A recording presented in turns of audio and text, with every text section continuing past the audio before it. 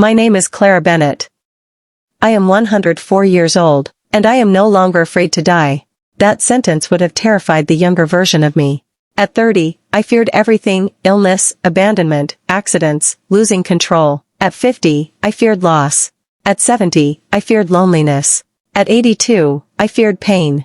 But at 104, fear feels like an old coat I finally decided to take off. I was born in 1922 in a small town in Ohio, in a white house with green shutters and a porch that creaked when you rocked too hard. My mother used to say I entered the world quietly, which surprised her because I have not been quiet since. I grew up during uncertain times. My father worked at a factory that sometimes closed without warning. Money was tight. Security was fragile. Even as a child, I understood something important: nothing was guaranteed. That understanding planted the first seed of fear inside me. When you grow up watching adults worry about food, about bills, about war headlines, you learn early that life can turn without asking permission. I carried that awareness like a shadow. At school, I was the girl who studied hardest, who double-checked everything, who avoided risks. I believed that if I prepared enough, I could outsmart tragedy. Life proved me wrong. At 19, I fell in love with a boy named Daniel. He had kind eyes and an easy laugh that made everything feel possible. He joined the military at 21. I smiled bravely when he left. I wrote letters every week. I prayed in ways I had never prayed before. When he came home, thinner but alive, I told myself fear had been foolish. Love had won. We married at 24. We bought a small house. We had 2 children. For a while, life felt stable, ordinary in the best way. School lunches, weekend drives, arguments about paint colors and grocery lists. I mistook routine for permanence. Then at 47, Daniel had his first heart attack. It happened on a Tuesday afternoon. One moment he was mowing the lawn. The next, he was on the ground. I remember the ambulance siren. I remember gripping my son's arm so tightly he later showed me the bruise. Daniel survived, but something shifted inside me that day. Fear moved from background noise to constant companion. After that, every cough sounded serious. Every late arrival felt dangerous. I would wake at night just to check if he was breathing. Daniel would laugh gently and say, "Clara, I'm not going anywhere." But the truth is, we are all going somewhere. I just wasn't ready to admit it. At 61, cancer entered the conversation. It was my diagnosis, not his. The doctor said the word carefully, as if softer pronunciation might reduce its weight. Breast cancer. I stared at a framed certificate on the wall while he explained treatment options. Surgery, chemotherapy, statistics, percentages, survival rates. I did not hear most of it. All I heard was an ending approaching. Illness has a way of stripping illusions. In the hospital, I met women younger than my daughter. Some were hopeful, some were angry, some were very quiet. I was terrified. Not of pain, not even of death itself, but of leaving things unfinished, leaving my children without advice, leaving Daniel alone in the kitchen we built together, leaving life mid-sentence. The treatments were brutal. Hair falling out in the shower, nausea that felt endless, weakness that made stairs look like mountains. For the first time in my life, I could not control the outcome through effort, and yet, something unexpected happened. I survived. At 63, I was declared in remission. Everyone celebrated. There were balloons. A cake shaped like a ribbon. Tears of relief. I smiled. But inside, I knew something had changed permanently. When you face death closely and it steps back, you don't return unchanged. You become aware of its presence. It no longer feels theoretical. At 75, Daniel died in his sleep. No sirens, no warning, just quiet. I woke up and knew something was wrong before I even touched him. After 51 years of marriage, you recognize absence immediately. The house felt different within seconds.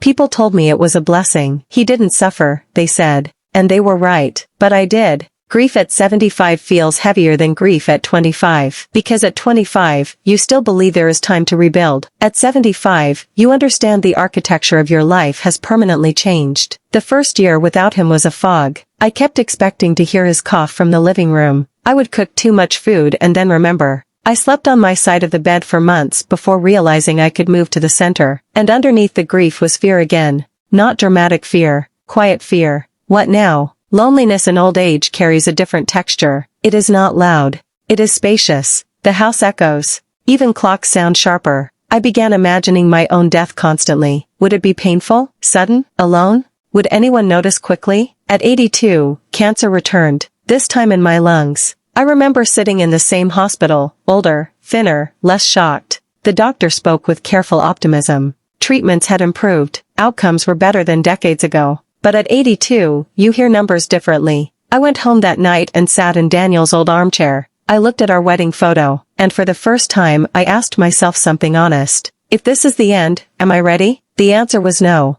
Not because I needed more achievements, not because I had unfinished business, but because I was still afraid. Afraid of the unknown. Afraid of the moment between breathing and not breathing. Afraid of losing awareness. Control had always been my illusion of safety. Death removes control entirely. The second round of treatment was harder. My body was older, recovery slower. Some nights I lay awake thinking, this might be it. And strangely, those nights were not filled with panic, they were filled with memory. Daniel teaching our daughter to ride a bicycle, my son laughing at the dinner table, my mother brushing my hair before school, summer evenings on the porch in Ohio. Memory began replacing fear. I survived again. At 84, the scans came back clear. The doctors called me resilient, a fighter, a miracle, but survival did something different this time. It softened me. I stopped asking how long I had left. I started asking how I wanted to spend what remained. By 90, most of my close friends were gone. Funerals became familiar. I no longer dressed in black out of shock, but out of routine. I noticed something in myself during those ceremonies. I was no longer terrified. Sad, yes, but not terrified, because I began to see death differently, not as interruption, but as completion. At 95, I moved into a smaller home near my granddaughter. Downsizing forced me to confront objects tied to decades of life. Daniel's old tools, children's drawings, letters from friends long buried. I realized something powerful while sorting through those boxes.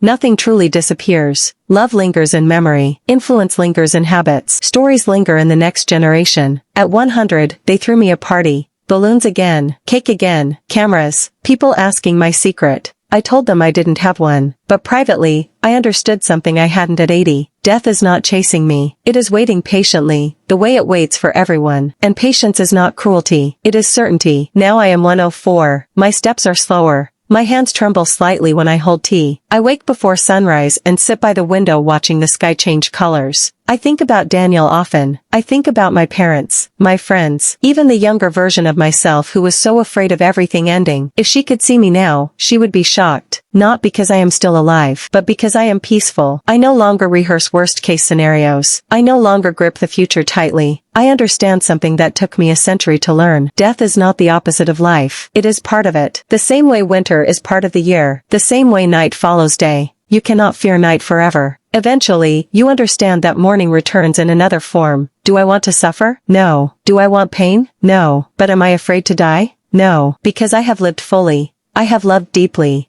I have endured heartbreak and illness and loneliness. I have survived the loss of the man I adored. I have faced cancer twice and come back altered but grateful. And here is the truth I wish someone had told me when I was 30 and terrified of losing everything. You do not conquer fear by avoiding death. You conquer fear by living so honestly that when death comes, it finds you complete. If tonight were my last, I would not feel cheated. I would feel finished, not in despair, in fulfillment. And that is the quiet gift of reaching 104 years old. Not extra time, but perspective. I am Clara Bennett. I am 104 years old, and I am no longer afraid to die.